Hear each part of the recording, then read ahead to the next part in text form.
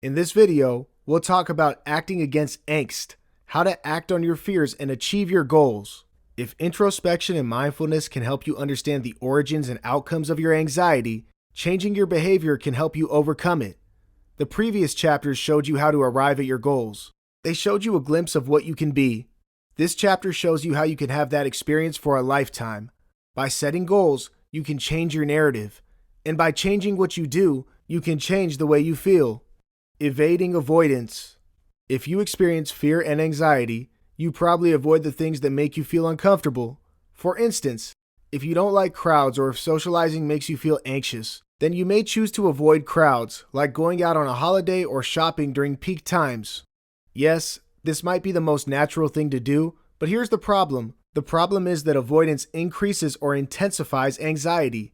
You may not realize it, but when you avoid something because of fear, the relief of not having to deal with your fear is your biggest reward.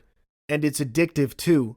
So, if this time you feared large crowds, by avoiding the fear, you decreased your threshold to that fear. And because it gave you an instant reward, you're more likely to avoid it again. If large crowds make you uncomfortable, soon smaller crowds will begin to do the same.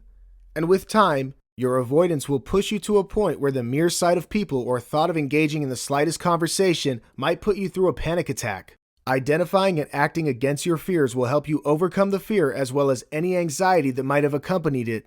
With plenty to benefit, it makes sense that you try. Worksheet 14. Identifying your fears. To face your fears, you must first know what exactly you fear. What is it that troubles you the most? What accelerates your anxiety? Reflect on your top 5 fears, the ones that are coming in the way of your goals and the ones you want to do something about. Where do they come from? What are the situations and events that bring on these fears? What's the worst that can happen? Imagine them. Describe it in words. Take your time and don't rush through the experience. Review your answers when you are ready. Acting against your fears. Congratulations! You've completed the first step. You're doing great. Now that you've zeroed in on your fears and where they come from, you can create a plan to overcome them. Worksheet 15.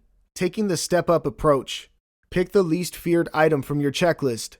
Create steps that will help you overcome your fear. For instance, Jason fears crowded places, especially malls, and so his steps might include imagining waiting in line at the post office and interacting with people, going to the post office by himself, greeting the person at the counter, imagining watching a movie at the theater, attending a movie with a friend during the weekday, and in time, during the weekend, imagining buying groceries from a store, going grocery shopping all by himself on a weekend, checking for offers, spending time at the store, imagining visiting a mall during a holiday, visiting and spending time at the mall before it opens, visiting and spending time at the mall with a friend when it is open, visiting and spending time at the mall all by himself during a holiday. Take time to reflect on your plan. Keep it real and in order. Take time to execute your plan and face your fear, tracking your progress until the fear doesn't bother you anymore. Again, don't rush and take your time to live the experience. Embrace the changes that come with it. Begin the process. Create and execute your plan. Great, so you've tapped into your strengths, recognized what you want, and have laid out goals that will keep you busy. What's next? Well, you create a formidable plan to materialize those deliverables. Your ability to set up a quick, direct, and foolproof action plan for your goals is what is going to see you through the finish line. If you walk into the game with just the right cards in your pocket, you've got yourself a winner at the very beginning. Consider every aspect that might influence, conflict, or jeopardize your plan. Brainstorm on a properly written plan that lists out specific details of your action steps and deadlines. There is nothing such as an ideal plan. Your plan is only as good as your thoughts are today. The more you learn, the more your plan is likely to change. Take time to prioritize your action steps and the sequence they are likely to follow. Treat it as the blueprint of your road to success. The more groundwork you invest in it, the more foolproof and success-oriented it becomes. Be mindful of any possible setbacks, but don't let them wear you down. What if an old fear comes back? What if the anxiety comes back? Will they come back? Truth is, we don't know. Each person's anxiety and experience are different. They might, but even if they do, you now know how to get on top of them. Don't let the fear of evoking a fear drain you out. You have better things to focus on. Stay positive. You've got this. No need to hurry. Remember, while this might be about achieving your goals, it is also about overcoming your anxiety. You do not want to create a situation where you've taken more than you can chew. You're in this for a lifetime. It's always going to be work in progress, but each day, you're better than what you were yesterday. Know when you've tried too long. Because anxiety forces your thought process to be rigid, it can sometimes make you persist on tasks even when you know they aren't working out. Recognize the signs that you need to stop persisting. It's okay to fail. Fail too. No one is perfect and there is no ideal plan. Keep asking yourself what's working and what's not.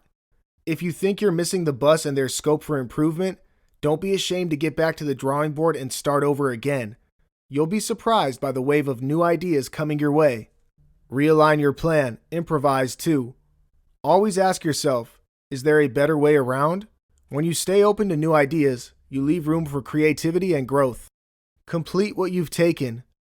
Uncertainty can trigger a degree of anxiety in most people, but for a person suffering from anxiety, any sense of uncertainty, whether it comes from a space of unfinished tasks or repeated failures, can trigger the worst symptoms.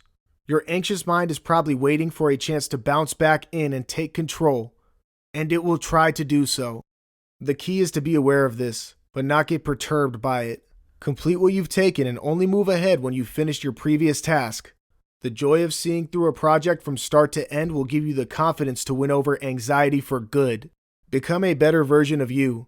Once you've created your plan and find it executing rather well, it's time you reach out for brighter and more rewarding pastures. You've worked hard to make it so far. Now, it's time to capitalize on your achievements and make advancements. Experiment ideas and invent them too. Be a game changer. When you've channelized your energies in the right place and know you have things going for you, you'll leave no room for anxiety or fear to enter your life.